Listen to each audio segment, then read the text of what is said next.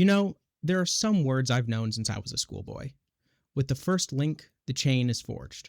The first speech censored, the first thought forbidden, the first freedom denied, chains us all irrevocably.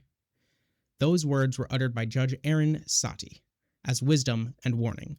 The first time any man's freedom is trodden on, we are all damaged. Hello, everybody, and welcome back to Off the Record with Judah and Kirk. Today, you'll never guess what we're going to be talking about. No, not at all. We're talking about Star Trek, the next It's not like that opening speech is one of the most iconic famous speeches in all of Star Trek history. Yep. Which answers, in a way, the question that we are going to pose today. We have slightly teased it before. So many yeah. episodes in a row. But, Kirk, would you like to regale us with the question that we took into watching the majority of the season, except for the first 7 episodes, because we didn't have the question at that point in time, and I watched those. I did, because I started late. But good for you. The question, the central theme of our video today is going to be what makes Star Trek, which is pretty simple, but we're just getting into this whole themed video thing, so we'll keep it simple for now. But I think this is a really good season to start with, because this is each season has gotten a little bit better than the last, right? But the third season wasn't quite like as completely better. Yeah. It was where this one is in many respects significantly better. Day and night. And it is a good example of what good Star Trek is. For the most part. Yes. There are some things in there. Major exceptions. But overall. And so I think this is a good season to start with that. And so that's what we're going to be doing. Yeah. And again, we'll kind of go in chunks of about 3 episodes at a time like we usually do. And we'll try to highlight things specifically as we go, giving short recaps that are emblematic of what makes Star Trek. And so I'm going to close the speech that I just read. That will come up again later. But episodes 1, 2, and 3 of season 4. First, we have Best of Both Worlds, part 2. So this season, I think in retrospect, I think I told Kirk earlier I didn't really like episode 3. I think in retrospect I actually do. I think these first 3 episodes, it's like 2 9 out of 10 episodes. In the first episode is obviously a continuation of the cliffhanger that was pretty big that ended the last season. Picard, spoilers by the way, being brought into the Borg, and being like the mouthpiece of them, kind of a big deal. Yeah. And so the picking up in the aftermath of that and seeing how they have to solve the situation was really neat and cool. I thought this was really exemplary for the kind of Star Trek I enjoy, where there's a big moral thing, but there's also action around it. Like, I feel like sometimes we divorce those two things, and that leads to either mediocre or absolutely terrible Star Trek episodes. But when they're brought together, I find myself thoroughly enjoying that. And we find that here. And it's very character focused too. Those respects still in mind, it's very character focused. A big problem with some of the earlier seasons is they kind of didn't know what to do with most of their characters. Troy is a big example of that. She's got these empathic powers, and yet she never actually uses them for the good of the ship, with rare exceptions in the first 3 seasons, the right? Realest thing ever. And that is so true for many characters. Crusher as well, Dr. Crusher. Well, she was gone from season 3. And she, 2, yeah. They just straight up got rid of her for a whole season. And, you know, there's just so many characters. It's like, what do we even do with these characters? We had the general idea with Picard fairly early on, which makes sense. He's kind of our focal character, as the captain of the ship. But even still, it wasn't as strong as, for example, that speech that I just read at the beginning of this episode, this video. And speaking of like character focused episodes, we dig into episode 2 with family. We do get a heavy focus on Picard, and it's really good, especially unpacking what his life is like after being part of the Borg and seeing where he's from. And it's also asking a question about being like advancing with technology versus kind of staying behind in what works. And through the lens of 2 brothers, Picard and his brother, whose name I forgot. Yes. But which is fair because the little descriptor doesn't even mention the brother's name. So I feel like that's fair to forget. But that was also, even while having these character focused episodes, like in episode 2, Yeah. we're also trying to unpack a bigger question of, like I mentioned, advancement versus not necessarily stagnation, but staying with what works. Yeah, it's like conservatism versus progressivism in a sense. In a sense, yeah. And it was really good that it's finding a way to do both at the same time, right? You can't just develop a character in an episode without there also being a larger moral to that story. And that episode does it really good. And I think that Star Trek does that well when it does that well. Yes, and also, before we move on to the third episode, we're going to talk about the Worf subplot, Wrestling with the Traditions, that he does in that episode of Episode 2 Family. I really enjoyed that. I think it's the first time I've complained about Worf-focused stuff, because like I like him in other episodes.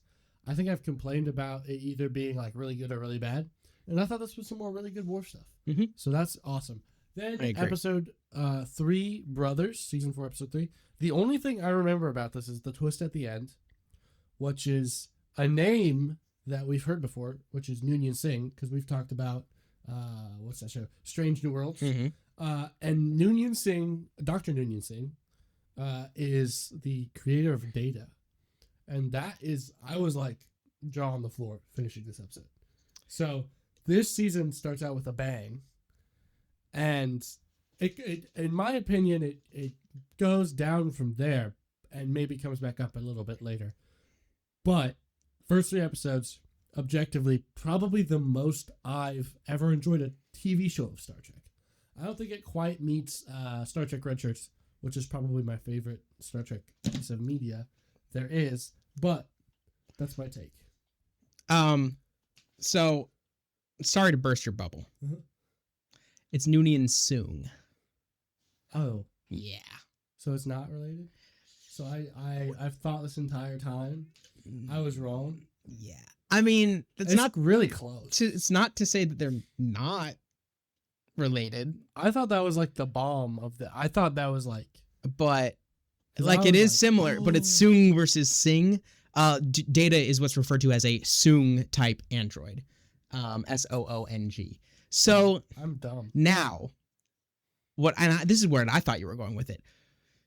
Brent Spiner, guy who plays Data, Lore, Soong, also plays everybody else in all of Star Trek history, in pretty much any Star Trek show post TNG, with maybe an exception of Voyager, although maybe Data shows up as like a cameo in some episode of Voyager. But with that as the exception, I think Brent Spiner shows up as a character in every single Star Trek after TNG, and usually with some sort of a connection to Data. Either that's Data, Lore, an appearance of one of them, Soong, or one of their ancestors or descendants. Yes. Which, that's what I thought you were talking about, of like, okay, this guy just plays a million people. Yeah. Because he does. Well, I haven't seen him in any other thing except for his 3. Well, we're doing Picard after this, so and that will tie in, I believe, to some of the con stuff. Because he has, okay, this is spoilers, for Star Trek Picard season 2, I believe. Mm-hmm. He has an ancestor who is of Soong, who is played by Brent Spiner. Mm-hmm. Has a project called Project Con. Oh. And so there are connections, absolutely. I cannot be the only person to watch this and think that. I feel like it's fair. It's fair. But no, it's not the same last name. It's like, Noonien Singh is hyphenated. Noonien Soong is spelled differently and not hyphenated. But the Noonien is in there. Yeah, and but they sound similar. But this doesn't have anything to do with what makes Star Trek, except for the fact that Star Trek is confusing. Yeah. There we go. Italian. So that's the episode, guys. Next 3 is confusing.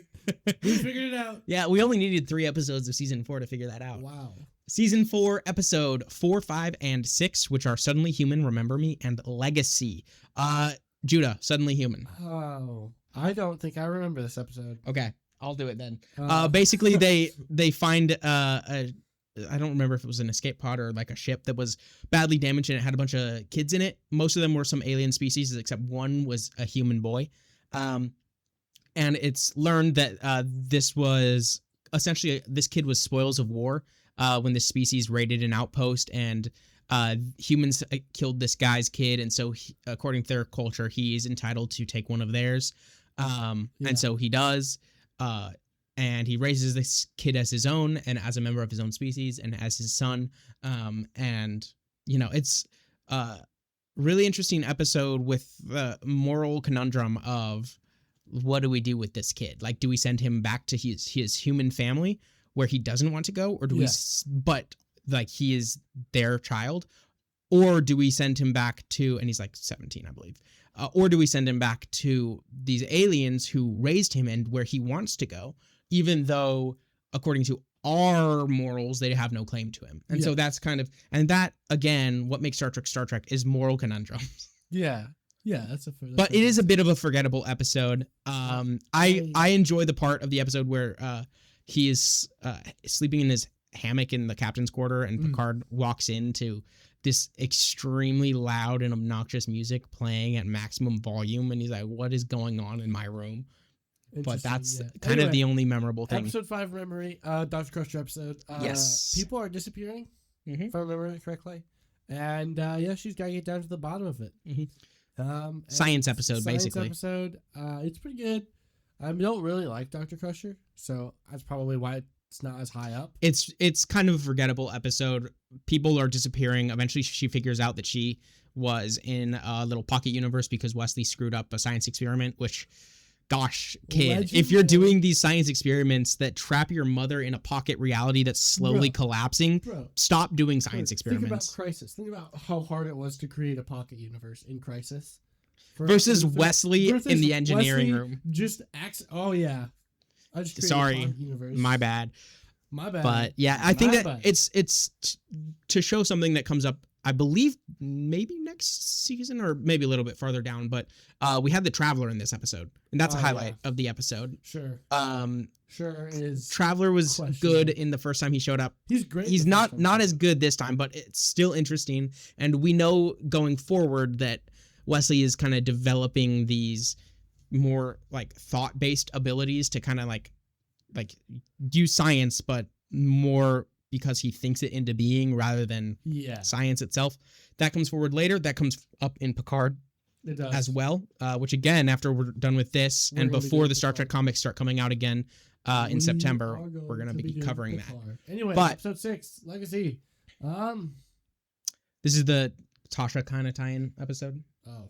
Yeah. Her sister. This is a forgettable episode. I don't think it does much for our question either. So, anyway, moving on. Next set of episodes. Episode 7, Reunion. Episode 8, Future Imperfect. And episode 9, Final Mission, which is definitely the final mission, guys. First of all, Reunion. Another Worf episode. Yes, and interesting. Worf and this half Klingon lady from the last season that's an ambassador. Frisky. Yeah, they get, I don't know if they actually end up getting married according to whatever the weird way Klingons get married, but they, yes, as usual, they do, in fact, she dies, sad, big sad, and then they realize, oh wait, hold on, Worf, you have a kid, Alexander Roshenko, and they give him to the Roshenkos to be raised like Worf was raised, so that's why he has that last name. That comes up later. Alexander shows up later and is a big part of a lot of Star Trek comics as well, but for now there's not much to it. Anything. Anyway, episode 8, Future Imperfect. I noted this episode because I was wondering, there's a very famous Hulk comic called Future Imperfect. I was wondering if this is a chicken before the egg situation, like if this title came from a Hulk comic book, or if the Hulk comic book, Peter David was watching Star Trek and he was like, that's a good title for an episode. Well, I want to write a book. First of all, when did it release? Second of all, 89. The title comes from the literal meaning of the tense rather than probably a reference. I'm aware. Because Future Imperfect, essentially, this episode is... But Peter David also Riker... Star Trek, so... Oh. Riker... That's why I say that. I didn't know that. Riker was seemingly 16 years in the future. Yeah, forgot 16 years of his life, and now, according to his memories, he's just 16 years in the future. You know when just like you wake up and you're 16 years in the future and you've just been a deadbeat dad for like 16 years?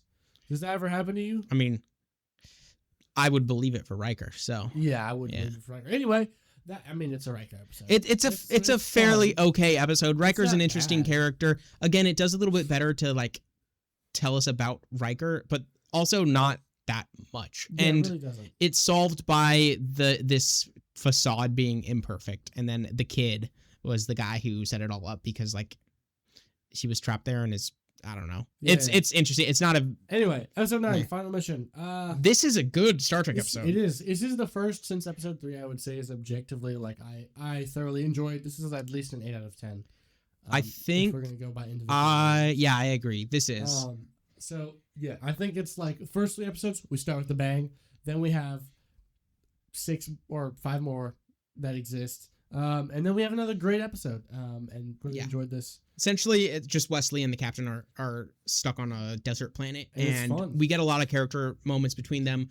Wesley figuring things out. Captain gets injured because this third guy is an idiot on the planet, and he dies because he's an idiot. Yeah. And you know, it's kind of what's referred to as a bottle episode, which is it is a bottle episode, but it's a good. If you don't know what a bottle episode is, it's basically they're just in one spot the whole episode, and kind of. I mean, there's a little bit on the Enterprise, there's a little bit on this random ship, but then it's mostly they're walking on it in a desert, and then they're in a cavern, and that's like the main episode. So bottle episode, and then only 3 characters. But I think it's good. Yeah. Anyway. But to answer the question, what makes Star Trek? In this one, again, it's impossible situations and overcoming those odds is another aspect of, I think, what Star Trek is and what Star Trek is good at. You could say that about anything though, like you could be like Captain America. It's about overcoming the great odds that are against. Well, Star Trek has a lot of different aspects to it because, like Captain America, right? He's one guy. He's one character who technically he's multiple. Kind of has that's true. You read enough. That's true. There's like 12. But for the most part, it's supposed to be, at least to the public eye, one guy, one continuous story of one guy, and not exactly a bunch of branching paths. It's kind of like he's got a story, right? Yeah. Even in different iterations, the story's kind of like it's Captain America, you know, versus Star Trek because it's more like the Avengers, where Star Trek has this cast of characters. And so each of those characters have something different to overcome. Yeah. I'm more. Right? Yeah. I see what you're saying. I'm just saying that like I'm not wrong. You're not wrong. Every good narrative has a cast of characters and they have challenges to overcome that challenge them as characters. Yeah. But that's true. Yeah. Next set is The Lost, episode 10. Data's Day. Data's Day. That's Pulaski was saying data in season 2, and then he's like, we pronounce it data. Data's Day. Anyway, episode 12, The Wounded. Let's talk about Lost. It exists. It's a Troy episode. She loses her stupid abilities that she doesn't use in the first place. Yeah. And then we have to get them back. Yep. Lame. Sucks. But anyway, science stuff in that was kind of interesting, and like this 2-dimensional, and they're like moths to a flame. I thought it was garbage. I thought it was interesting. I really don't. I don't think this is like one of the highlight episodes of the season, but I thought the science stuff behind it was interesting. I didn't enjoy it because it was lame. Well, Data's Day. Anyway, that's better. A slightly better episode. Data episode. I liked it. Yeah, it's well documented. Yeah, we're just following along with Data, and like his it's literally day in the life of Data. In the life of Data. And I don't think that this really exemplifies much. This is a filler episode, so. Anyway. But it's a good filler episode. There can be good filler episodes. Mm-hmm. There can also be really, really, really bad filler episodes. Anyway, episode 12. Captain Maxwell attacks the Cardassians. What are you? Is it Cardassian? Yeah. What? It's not the Kardashians. I was about to say the Kardashians. Anyway, Captain Maxwell blows up the Kardashians. This is a good episode. It is really good. I love this episode. This is a highlight. Yeah, this is definitely a highlight for the season. Again, one of the things you brought up earlier is the moral kind of quandaries of Star Trek. I think that is present here. I think that this is an excellent exploration of this kind of like of war and of, I guess, what happens to veterans and different violence and things like that. Yeah, as well as at the end of the episode, essentially Captain Maxwell thinks that the Cardassians are gearing up for war again, and they're using the peace as just a means to recoup and all that. And by the end of the episode, Picard does believe him and thinks that that's true, and thinks that that's exactly what the Cardassians are doing, and there's going to be war again, which, spoiler, that's not true.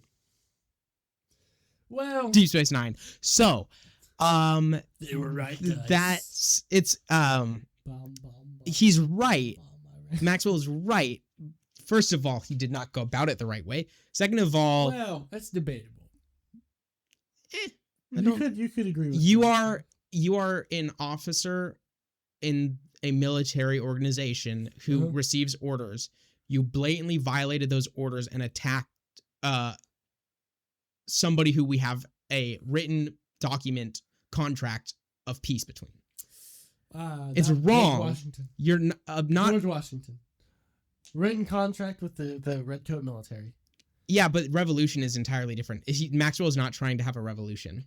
True. Maxwell is just trying to but the kill an enemy. Broken, man, and killing an enemy. Just wanting to away. kill an enemy is not the same as revolting against a government that is oppressive.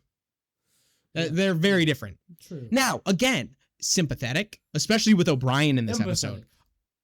Yes, with O'Brien in this episode, it's really good stuff. And it really humanizes Maxwell when at the beginning you may be a little bit more inclined to be like, this guy's just killing people. I know, I enjoyed that. But yeah, and it comes back and dealing with the Kardashians and dealing with and Deep Space Nine, and we have the Maquis will come up, I believe, next season, and Cardassian stuff is very important for that. So it's kind of really cool looking forward from this episode to see where it leads. But on its own, it's still a pretty good episode. And again, kind of moral conundrums. Like what's the right move in this scenario? Yeah, it's good. And Picard's side of things being like, actually, I think that Maxwell is right. Is good. And like that we probably should be doing something about this. It's just that wasn't the right way to do it, and now we have to take this guy in to be prosecuted by a military tribunal, which is interesting moral stuff. Next three: Devil's Due, Clues, and First Contact. Don't like any of these three. Yeah, we'll go really quickly through these. Devil's Due is dumb. I don't like it. It's just saying like, oh, look at all this technology we have. We could basically be gods, but we're not, and that's about it. It's the dumbest piece. It's kind of weird ever. It's like in a superhero store when they're like, show you the guy that inevitably gets drunk on power. You're like, okay, sure, we've seen this before, but like, it's not going to tempt our heroes. We know that. So if it was, then maybe it'd be a more interesting narrative, but it's not. It's really dumb. Yeah, if it was something along the lines of like, oh, we could like get these people into the Federation by saying that we have the same ability or something like that. Yeah, like we're actually this god that you made a contract with, rather than this faker or something like that. Yeah, that would be neat, but no, that's not what it's not. No. Clues exists. Clues. I don't think I remember this. Could have been good. It's a good premise of Data is lying. Yeah. Everybody figures out Data's lying, that they went through quote unquote a wormhole, and Data said it was 30 seconds, but they find a bunch of clues to say that they were actually out for like 23 hours, I believe it was, a day. Which is crazy. And so they're piecing it together and just trying to figure out like what's going on. Why is Data lying to us? Okay, let's figure this out. And then they realize it's just because there was a very xenophobic race that they ran into that can't even let knowledge of their civilization get out there. And so they're able to tell Data like, hey, don't tell anybody about these people. We're going to wipe our minds and pretend like none of this ever happened, but they didn't do a good job of it. And so then they have to do it again. And it's like, great. So in the eye of everybody in the universe, this didn't even happen. Yeah, it's pretty dumb. Which is kind of dumb. The First Contact, it's exactly what it sounds like. They have a pre-warp species they get in contact with. It's a Riker episode. It exists. I've seen it done better. I've seen it done worse. In the Star Trek I've consumed, it exists. It's a pretty middling, certainly for a First Contact episode. It's pretty middling. The seek out strange new worlds and new civilizations and all that is very Star Trek. It's like literally their mantra. And so it's important that they keep doing things like that. But I feel like they should be getting better at them at this point. I think a problem with this, what makes Star Trek is they know what makes Star Trek, and they're not necessarily doing it to the best of their ability in an episode like this. Because again, it's kind of a middling episode, but it's one that really could exemplify, again, like episode 2 was, of, oh, this is what Star Trek is. Yeah. It had, I think, 2 of these episodes. I don't think the Devil's Due episode, I guess we did talk about the potential it had. But these 3 episodes are like, they're not bad premises. It's just not executed to the fullest degree that would make it as enjoyable as the great and quality Star Trek episodes. Like 13 Devils Due is supposed to be a courtroom kind of episode, where it's very high intellectualism episode, which Star Trek very much tries to be. Again, the speech from the beginning of this video, it tries to be this intellectual property. Yeah, it's sci-fi, but it's smart and we like Shakespeare and all that, right? I like Shakespeare. And and just Picard does theoretically. That's why I like Picard. And episode 13 Devils Due is it's like it's trying to do that. It's trying to fit the mold. Like a Faustus thing, but it doesn't. Yeah. It's trying to fit the mold of Star Trek is intellectual, but it's doing this on a terrible premise of this lady says that she's their demon god that wants to rule them and base, I guess. Okay, that's not. It's pretty lame. But we'll move on to the next set of 3. Oh gosh. Galaxy's Child, Night Terrors, episode 17, and then Identity Crisis, episode 18. Episode 16, will you agree that this is probably the worst of the season? What if I disagreed?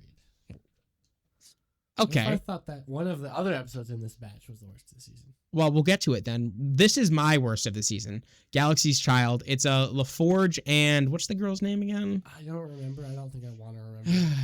Never mind. This is the worst episode. I do remember what happens in this episode. My brain. If you remember from the last season, it's the one where that he like makes this hologram of a real person and falls in love with her. In this episode, he meets the real person. Yes, and finds out that she has a husband. But then, okay, freakiest. This is a really bad example of what makes Star Trek This is actually, the opposite of what because this girl horny is like straight up. It was a violation of Geordi to have this hologram and to fall in love with this hologram of a real person, and then to meet this person and like have all these expectations for her, and then be mad at her when she isn't meeting up to them, and tell her that she's wrong when she's not this made up version in his mind. And then at the end of the episode, she's just like, oh, haha, wasn't that whole ordeal funny? No, it was not. It was horrifying. It's way too close to home. He should be in prison. With the modern AI girlfriend, AI boyfriend trend, and some of the, I guess you could say, developments in regards to that, especially recently as the time we're recording this, which are pretty horrifying. And I think that this is an example of machines can only generate so many images, and they can start to resemble real people. And what would happen if you met a person that looked like your AI girlfriend in real life? That would probably screw with you. Yeah, and it would be extremely problematic. And that's what's really interesting is Star Trek tends to predict the future. Like mobile phones and tablets and all these things throughout Star Trek have they're actually becoming real things or have already become real things. And people say oh, it's crazy. And it's really because Star Trek is theoretically trying to be a little bit more of a grounded sci-fi. Not as much so as something like The Expanse, which we're going to do a video on eventually. I introduced Judah to it. I thought he already knew about it. That's some hard science sci-fi right there. Star Trek tries to be more on the hard science side of sci-fi. It does. And that's how it can seemingly predict the future in some things. And in this episode, it does. It really does. But it has the wrong moral conclusion about it. Oh. And it's horrifying. Yeah, it's terrifying. Night Terrors. Not as terrifying as last episode, unfortunately. Yeah. Basically, people just aren't sleeping, and so they're going insane. Or they're not having REM sleep. I've seen this episode in so many TV shows. Yeah. So many times. We've seen people on a ship slowly go insane in this show before. Yes. It's kind of overdone. Identity Crisis. Hold up. I don't think I remember this one. Dr. Crusher races against time to locate a parasite that threatens to transform Geordi into an alien creature. This is a very forgettable episode. I thought this one was really bad. Yeah. I did not like this. It's another investigation episode. It's another Geordi episode, and apparently I really don't like Geordi, clearly. Because it is rough with Geordi. Until I remembered what episode 16 was actually about, I thought this was the worst episode of the season. Oh, really? I wouldn't even probably put it close to that, but really? It's pretty bad. It's forgettable. I think it's bad. For sure. Again, it tries to be we've got this mystery that we're going to investigate. Star Trek loves to do that. It's very emblematic of Star Trek to have that type of thing. And one of our characters is transforming into, at least he's not he's not transforming into a weird goopy lizard thing and then having children with the captain, unlike in And some other Voyager. series. But he does turn into a kind of lizard thing, or What's almost the does. deal with the lizard things? Anyway. The alien lizards are actually in charge of Paramount and the former people who ran Star Trek. Anyway, episode 19, the Nth Degree. Episode 20, Qpid. Episode 21, the Drumhead, which we gave you a quote from at the beginning of this episode. So we'll talk about That's that back to a lot in a second. Garbage. Yes. Nth Degree. Not bad. Remember This is a Barclay it. episode. Yeah. Barclay episodes can be weird. They can be interesting. He's better in Voyager. Okay. Other than this, like, okay, there's this like really advanced civilization at the center of the galaxy, which we're not going to talk about how that's not possible. Yeah. The center of the galaxy? In Star Trek, the galactic barrier extends around the galaxy and also in the center of the galaxy, so they're not even supposed to be able to get there. And also like a million other reasons why that's not a thing, because like, oh, it's too dense for us to travel there, which is why Voyager doesn't take a straight path home, and like all these different things. So there's a lot of reasons why that you shouldn't be there, but this episode ignores them, and also future episodes ignore that this episode exists when creating even more barriers. So yep, interesting. Anyway, kind of a problem. Episode 20, Qpid. Q shows up. This is the best Q episode so far. I will say that. Yeah. It doesn't focus on him at all. It focuses on Picard and as Robin Hood, which is fun. But then Q is in this episode. Yeah, and it's a Picard romance with that girl from the other archaeology episode in the previous season when he was on Risa. I forget her name, but she goes on adventures with Q after this, which is, I guess, fun. I don't know. I don't know that ever comes up again. I hate Q. I really utterly despise Q. Like I like Q, but that's because of Voyager. More Star Trek. I think I just utterly like. I have mixed feelings towards most of the characters, and I really like them. I absolutely hate Q. What makes Star Trek? Judah's xenophobia. Well, he's not alien. He's like extra dimensional. That's like a different. Well, there are theories that they're what humans turn into in the future. I don't really care about theories. I don't think we turn into Q, and if we do, somebody kill me before we get to that point in time, because I do not want to be like Q at all, ever. The Drumhead. Anyway. Oh, this episode is so good. Peak. The best episode of the season? Episode 1 is also really good. I think it might be second best. And episode 26 is... Well, yeah, but that's because it's continuing what they did in the last season, which is give you a cliffhanger. Yes. Thanks, Star Trek. Anyway, Drumhead. This is pretty peak. If I'm remembering correctly, an investigation into possible sabotage spirals into paranoia and political persecution as a respected admiral conducts a relentless witch hunt aboard the Enterprise. Yes. This is excellent. Yeah. And again, that's where the quote was. And that's a very famous quote and very true quote about, once you infringe on one right, then you're just going to like plow over top of all the rest of them. And that's what happens in this episode. Yeah. There's a Klingon is a spy, and they're trying to figure out what was going on. There was this secondary thing that happened that was an explosion near the warp core, and so they think that tied into it. It turns out that it didn't, but it opened the door for a wider investigation rather than this Klingon was just working on his own. And then it's found that this one ensign, I believe, or maybe just crewman, had a grandfather that was Romulan, and he put on his application that it was Vulcan, and so this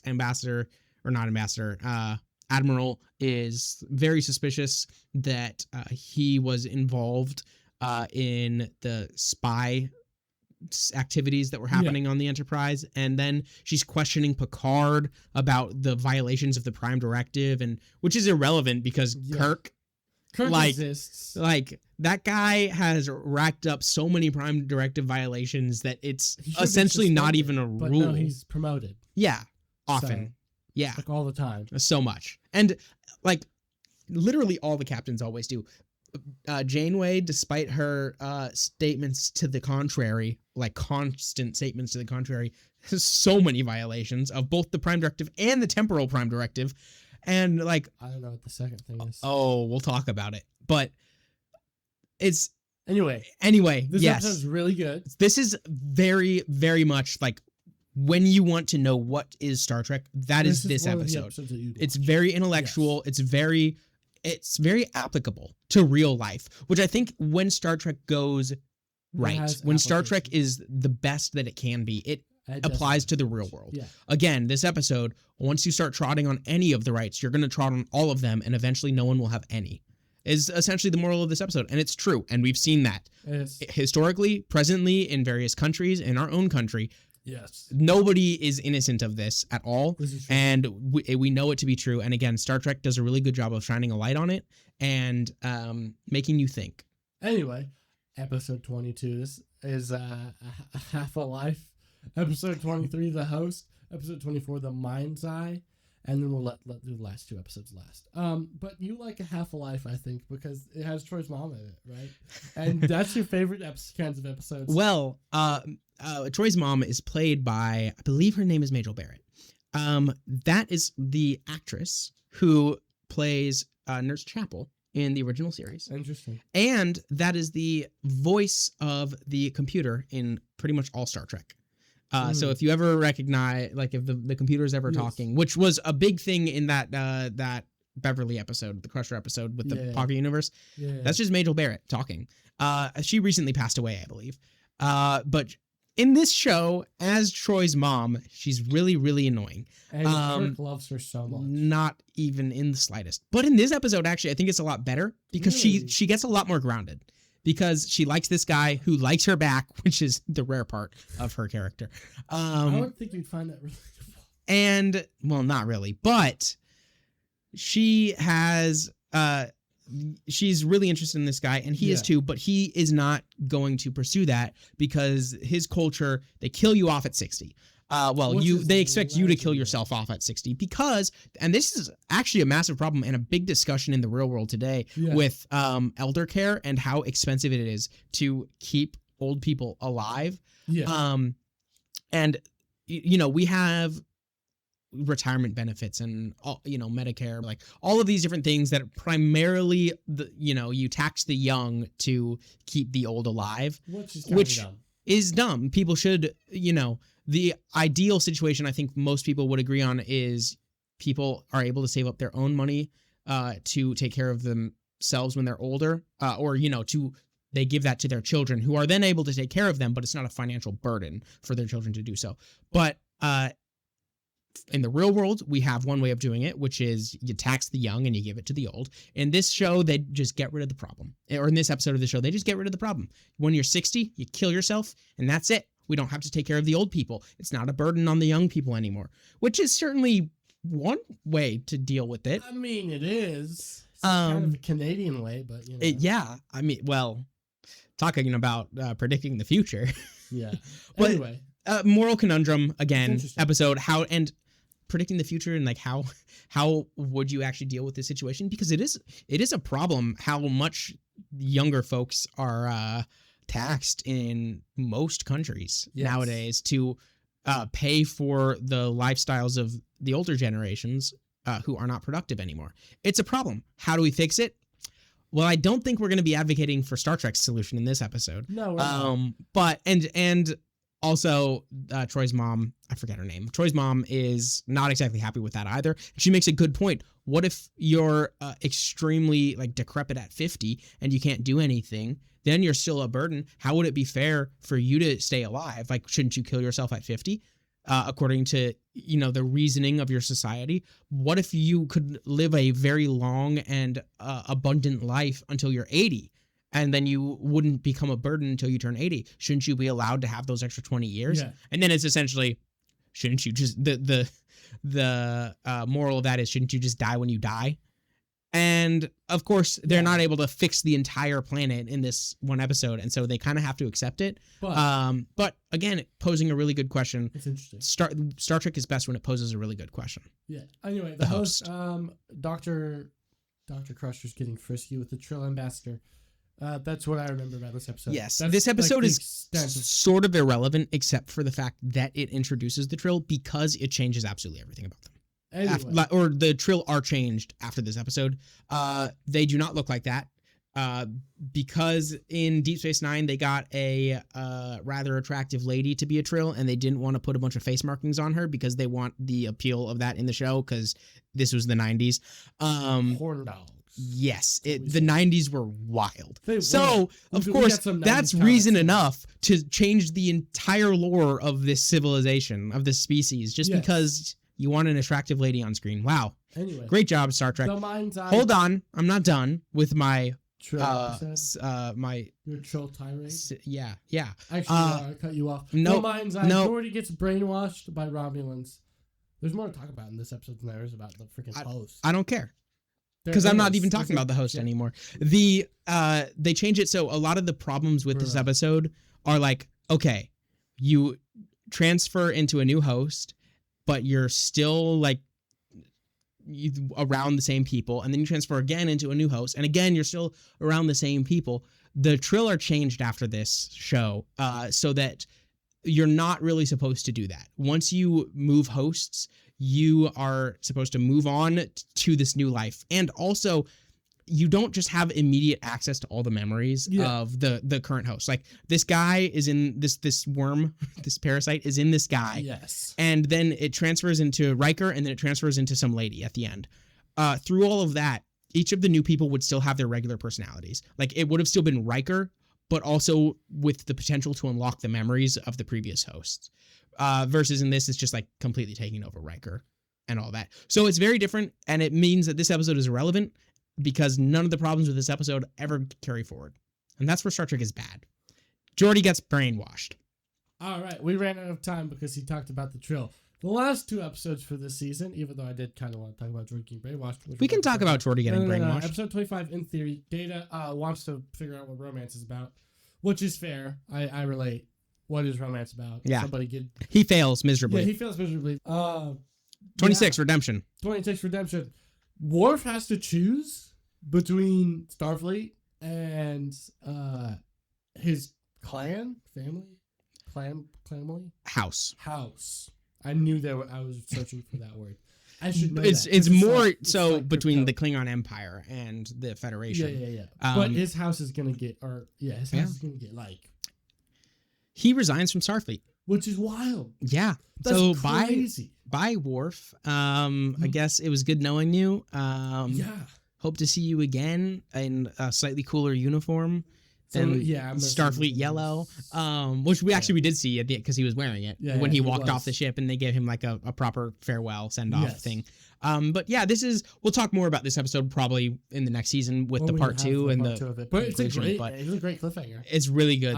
I'm invested. It's not as good as Picard being born, but it's pretty damn good. Picard really just keeps getting drawn into Klingon affairs. Like, it's like he hasn't not yet had a Klingon affair. Like affair with Klingon yet. This is Picard we're talking about, but keywords yet. He genuinely is just like, he did one thing really early on, and now they're like, well, that's our go-to guy from now until forever. That was Kirk as well. It's like each generation of Star Trek characters, there has to be one captain, probably of the flagship, who does one thing really early on, and now the Klingons just won't stop with this dude. We had Archer in Enterprise. It's similar situation.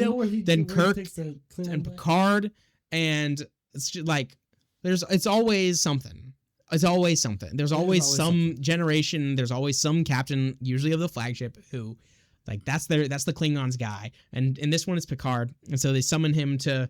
It was last season, I believe, right? Or was it early in this season? I don't remember, but he had to decide who was going to be the next leader of the Empire. And then in this episode, it's a resolution to that in a way. And also trying to get Worf his honor back, which that's a big thing, his honor. But yeah. Judah, overall, what would you say makes Star Trek Star Trek? Based mostly off of this season, because again, previous seasons did not exactly do a good job of it. All right, well, I have a little written response. I call this a concise answer because I haven't written anything down. Musings about this. It will be off the cuff. Star Trek has this belief that humanity can improve itself, that understanding is better than fear, that diversity enriches society, and that exploration of the universe is inseparable from the exploration of the self.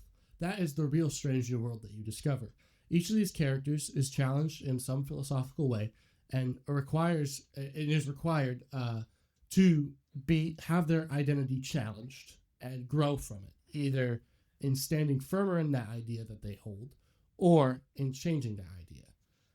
And season 4 really like encapsulates this idea for me. It's about Star Trek is really about curiosity. It's about ethics. But it's not about those in just like a hypothetical faux intellectual way. It's kind of about and I think you really hit on it when you talked about like the best Star Trek episodes have some application. Yeah. It's about it in a practical sense. And while I feel like some of these ethical issues are pretty dumb, I don't think they're as relevant as they were at the time. I do think most of them are. And I think that is what sets Star Trek apart. Right? That is what makes Star Trek Star Trek. Yeah. Well, I think that's a really good definition. I would say mine is very similar, and it's not necessarily that this is a different definition of what makes Star Trek, but an additional definition of what makes Star Trek is Star Trek is intellectual, and it takes important problems and it tries to find fun, sometimes humorous, sometimes just like wacky, weird, whatever ways to bring these problems down to earth a little bit more and to ask the questions, not necessarily tell you the answer to questions. This is true. And posing them in a very fair light as well.